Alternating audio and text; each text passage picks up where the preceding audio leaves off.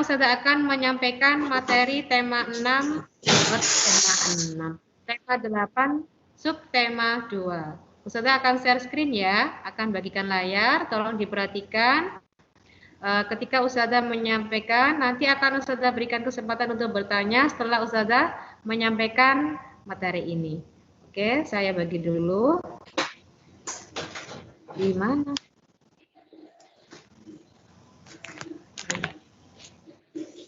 Bagaimana anak-anak? Sudah terlihat? Iya, Ya, sudah bisa dimulai ya, Nana? Ya, bisa. Mulai. Baiklah, Nana Kusum Haribang, keunikan daerah tempat kita. Yang pertama, kita belajar tentang tokoh protagonis dan antagonis dalam cerita fiksi. Di sini ada gambar sebuah legenda anak-anak. Nah, selain suatu cerita, tokoh dibedakan menjadi tokoh protagonis dan antagonis. Tokoh protagonis adalah tokoh utama dalam suatu cerita, yaitu tokoh yang memiliki sifat baik. Tokoh antagonis adalah tokoh yang menjadi penentang tokoh utama, yaitu tokoh yang memiliki sifat tidak baik. Lalu, bagaimana cara mengidentifikasi tokoh protagonis dan antagonis dalam teks fiksi? Tokoh protagonis dan antagonis dapat ditentukan dengan memperhatikan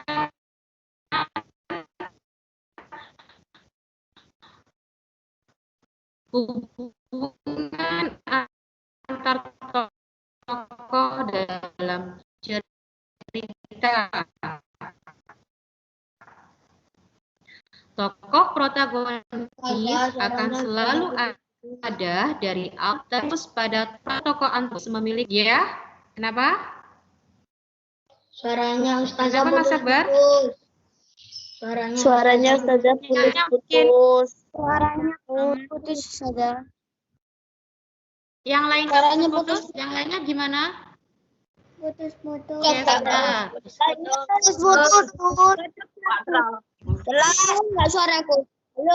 Halo. Sekarang sudah jelas anak? Masih putus-putus? Enggak. Masih putus. Coba suara putus. Oke. Jelas anak-anak? Suaranya Ustazah? Oke, sudah jelas. Di layar masih terlihat ya materinya?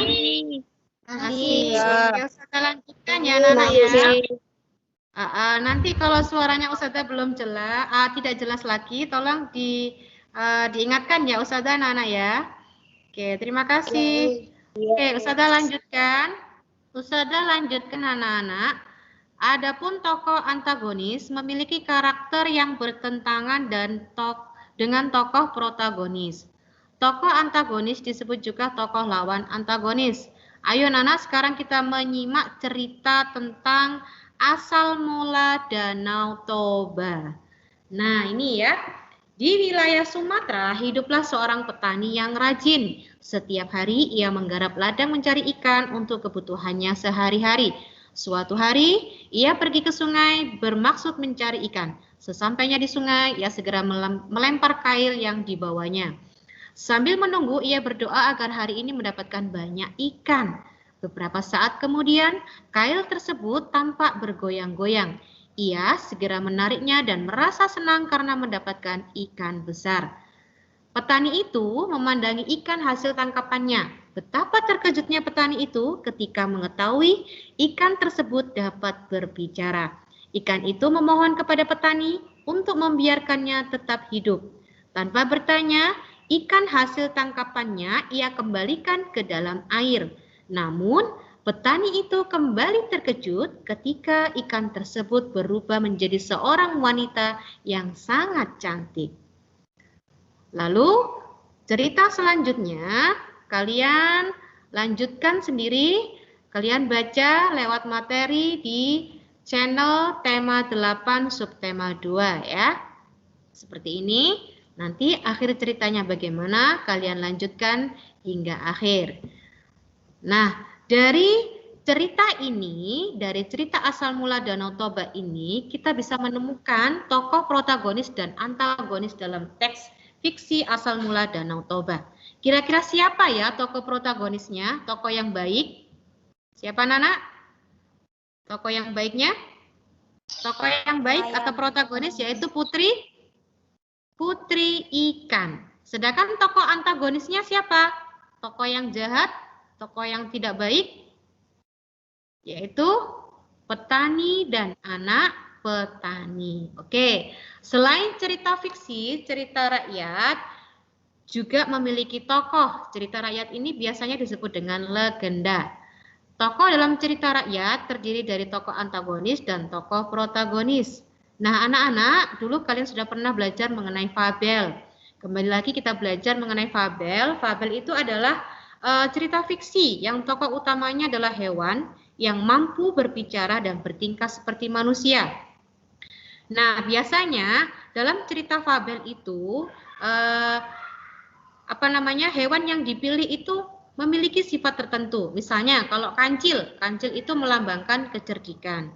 Serigala menggambarkan keserakahan. Burung elang itu adalah melambangkan kegagahan. Harimau kekuatan dan kesombongan. Semut melambangkan sikap bekerja sama. Nah, itu itu adalah hewan-hewan yang dipilih dalam sebuah cerita fiksi fabel. Ya. Nah, sekarang kalian bisa mencoba latihan ya, mengerjakan latihan dengan membaca cuplikan cerita fiksi Sang Kuryang ini ya. Malam itu Sang Kuryang bertapa. Dengan kesaktiannya ia mengerahkan para pengawal untuk membantu menyelesaikan pekerjaannya. Dayang Sumbi diam-diam mengintip pekerjaan tersebut. Begitu pekerjaan itu hampir selesai, Dayang Sumbi memerintahkan pasukannya untuk menggelar kain sutra merah di sebelah timur kota. Ketika menyaksikan warna memerah di timur kota, Sang Kuryang mengira bahwa hari sudah menjelang pagi. Oke, kalian lanjutkan sendiri cerita ini, membacanya hingga selesai. Lalu kalian temukan siapakah tokoh protagonis dan tokoh antagonis dalam cuplikan cerita Sang Kuryang tadi. Nah, mengapa? Kalian jelaskan kenapa dia disebut sebagai tokoh protagonis dan jelaskan mengapa orang itu disebut dengan tokoh antagonis. Oke, selanjutnya.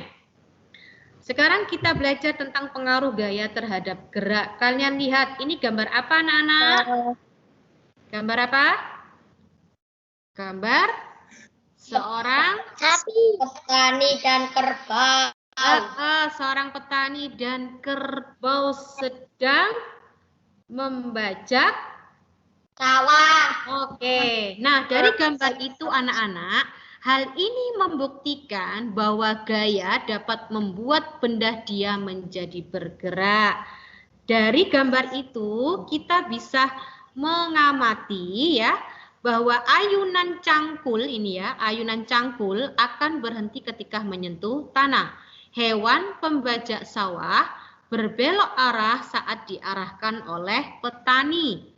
Petani menanam benih padi di sawah yang mengakibatkan benih padi berpindah dari satu tempat pembibitan ke sawah. Itu tadi pengaruh gaya pada gambar petani dan kerbau. Sekarang kita belajar tentang gaya pegas. Gaya pegas, Ustazah di sini gambarkan dengan pir ya, karena pegas itu dari sesuatu yang pendek, jika dia diberi gaya akan melebar atau memanjang. Itu pegas ya. Pir itu kan kalau segini ya, kalau segini terus kita tarik bisa panjang. Nah, itu namanya pegas. Nah, sekarang gaya pegas merupakan gaya yang ditimbulkan oleh benda-benda pegas. Apa saja ya benda pegas itu? Contohnya yaitu karet, bola basket, bola sepak, ban mobil, dan tali ketapel. Ini ada contoh seorang pemain bola basket anak-anak yang sedang memasukkan bola basket ke keranjang. Nah, bola basket ini adalah benda pegas. pemain basket ini memanfaatkan gaya pegas dari bola basket. Bola basket terbuat dari karet yang bersifat lentur. Oleh karena itu, bola basket dapat memantul jika dijatuhkan. Bola yang semula ke arah ke bawah bergerak dan memantul ke atas akibat gaya pegas ya. Itulah tadi pengaruh gaya pegas terhadap gerak benda. Nah, ini ada gambar seorang anak sedang bermain trampolin, ya kan? Bisa melompat-lompat sesukanya dari atas ke bawah, dari bawah ke atas gitu ya. Nah, anak dapat melompat ke atas karena dibantu oleh trampolin. Trampolin ini merupakan benda pegas. Selanjutnya, untuk LK2 kalian disuruh menyebutkan dan menjelaskan 5 contoh lainnya pemanfaatan gaya pegas selain bola basket dan trampolin. Kalian sebutkan ya anak-anak. Oke, selanjutnya.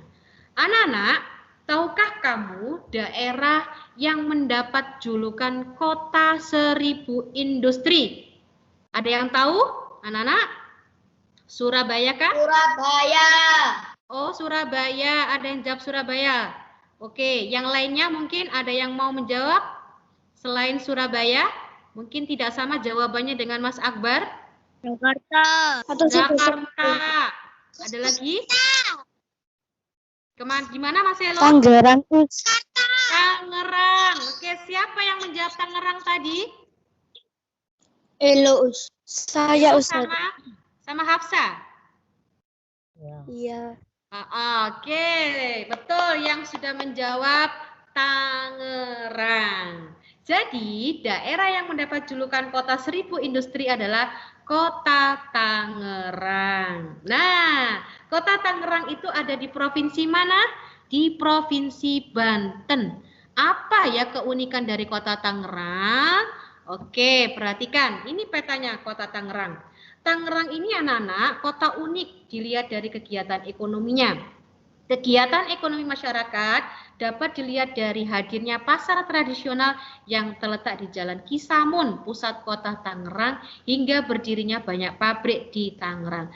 Kalian kalau beli produk-produk, biasanya kebanyakan itu kan ada tulisan Tangerangnya ya di bawah itu. Ya, ada tulisan dari dibuat di Tangerang, gitu kan. Coba kalian perhatikan.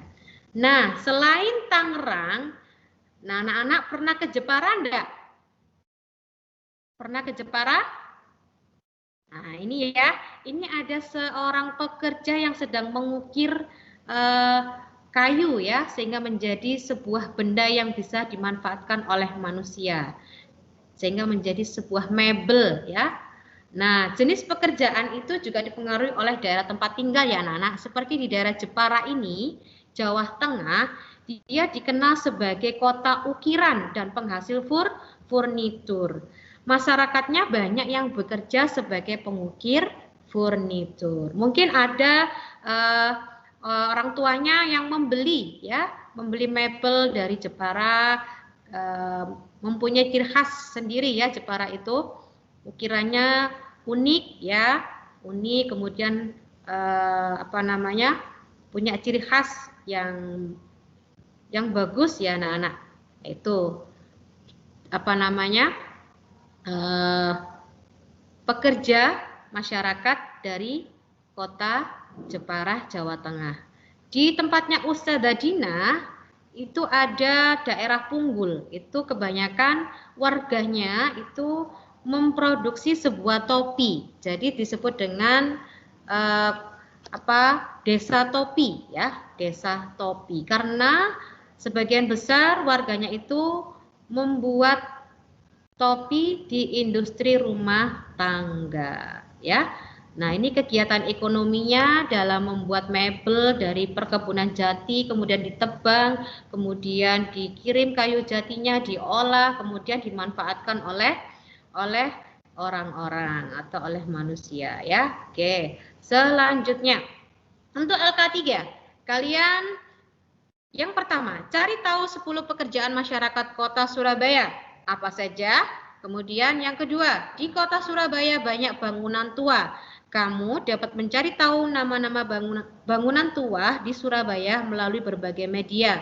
Mintalah pendampingan kepada orang tua atau orang dewasa, saudara kalian, atau teman, bukan teman ya, maksudnya kakak ya, kakak atau tante atau om yang bisa mengakses internet. Jadi minta pendampingan kepada orang tua atau orang dewasa jika kalian akan mengakses internet. Tuliskan 5 nama bangunan tua tersebut dan keunikannya. Salah satunya yang biasanya kita tahu itu ada Hotel Majapahit ya. Hotel Majapahit itu adalah hotel bangunan peninggalan Belanda ya. Oke, sekarang kita belajar tentang keragaman individu di sekolah. Apa saja manfaatnya? Manfaatnya yang pertama meningkatkan rasa syukur kepada Tuhan, yang kedua mempererat rasa persahabatan, yang ketiga menciptakan kerukunan dan kebersamaan, yang keempat menambah wawasan, yang kelima mengkombinasikan kegemaran yang berbeda sehingga lebih menarik, yang keenam mengurangi perselisihan, yang ketujuh membantu kita belajar menerima orang lain apa adanya, yang kedelapan membuat persahabatan tetap rukun dan harmonis. Nah, sekarang sikap kita bagaimana terhadap teman yang pendiam, teman yang berbeda agama, teman yang berbeda daerah asal, berbeda lagu kesukaan. Apakah kita acuh tak acuh? Apakah kita musuhi? Tidak ya anak-anak, kita harus tetap mendekati dan bercakap-cakap dengannya, mengajaknya belajar dan bermain bersama teman yang lainnya. Nah, bisa kalian baca dan lanjutkan sikap-sikap yang bagaimana seharusnya kalian lakukan kepada teman-teman yang berbeda agama, berbeda daerah asal, berbeda lagu kesukaan. Itu ya.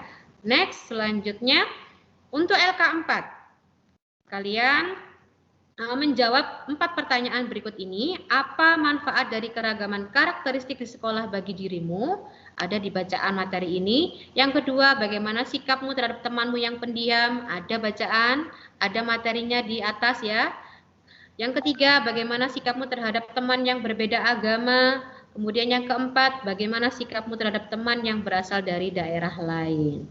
Oke, selanjutnya kita belajar mengidentifikasi beragam tarian daerah di Indonesia. Indonesia ini anak-anak terdiri atas berbagai macam suku bangsa yang tersebar di berbagai daerah. Setiap daerah memiliki jenis-jenis tarian yang berbeda dan memiliki keunikan sendiri. Nah, ini ada contoh tari saman. Tari saman yang berasal dari Aceh dilakukan dengan gerakan yang semangat dan cepat. Ini ada tari serimpi yang berasal dari Jawa Tengah dilakukan dengan gerakan yang gemulai dan lambat. Dan ini ada tari apa? Ada yang kemarin mencoba tari ini. Ada Mas Akbar, Mas Aziz mencoba tari ini. Tari apa anak-anak ini? Tari Kuda lumping. Ya, kemarin Mas Akbar, Mas Aziz menarikannya dengan luar biasa ya. Yang berasal dari Jawa Timur dilakukan dengan gerakan yang cepat. Kemudian ada tari legong dari Bali dilakukan dengan gerakan lambat. Ada tari reok Ponorogo. Nah, ini ya, tari reok Ponorogo yang berasal dari Jawa Timur dilakukan dengan gerakan cepat. Ada tari kecak. Tari kecak gitu ya. Tari kecak yang berasal dari Bali dilakukan dengan gerakan cepat juga. Nah, ini ada tari dari Papua. Tari selamat datang. Gerakannya di sini anak-anak gerakan cepat. Jadi setiap daerah punya keunikan sendiri-sendiri ya anak-anak. Ada yang gerakannya semangat, cepat, ada yang gerakannya gemulai, lambat, ada yang energik seperti itu. Nah, di sini kita bisa menyimpulkan ciri-ciri gerak tarian dari Bali. Gerakan tariannya pada umumnya dilakukan secara lincah, energik, dinamis, dan cepat. Tidak hanya kepala, tangan, dan kaki yang digerakkan, mata juga digerakkan. Kalau tarian dari Sumatera, gerakannya itu dilakukan secara lincah dan cepat. Kemudian gerak tarinya lebih menekankan pada gerakan-gerakan kaki, gerak lengan, tangan, jari, leher, dan kepala tidak beragam dan tidak rumit. Oke, sekarang apa yang harus kalian lakukan di LK5 ini? Yaitu kalian sebutkan tari apa yang terdapat di daerah asalmu. Kira-kira tari apa, anak-anak? Ada yang tahu? Tari? Galumping. Galumping. Tari remo. Remo ya, tari remo. Ciri khasnya ya dari Jawa Timur, tari remo. Kemudian kamu cari bagaimana gerak tari yang berasal dari daerahmu itu, apa keunikannya? Ya, keunikannya dari gerak tari daerahmu. Kalian jelaskan dengan komplit. Nah, sekarang tugas yang terakhir, tugas proyek kita, kalian lihat video dari tari Saudati ini ya. Kalian lihat sendiri nanti, kalian buka dan kalian amati dari awal hingga akhir. Kemudian kalian coba jawab pertanyaan berikut ini. Yang pertama, berasal dari daerah mana tari yang tersebut? Yang kedua, tuliskan keunikan gerak tari Saudati. Dan yang ketiga, apa makna dari tari? Nah, anak-anak, kalian bisa minta bantuan orang tua untuk mencari jawaban ini jika kalian ingin mengaksesnya di internet. Ada ya anak-anak ya? Dan coba akses internet apa makna dari kata Saudati. Oke, itu untuk materi tema 8 ya. Selamat mencoba dan selamat belajar. Semoga kalian bisa menuntaskan tugas ini dengan baik dan benar. Terima kasih. Oke, selanjutnya anak-anak ada yang ditanyakan?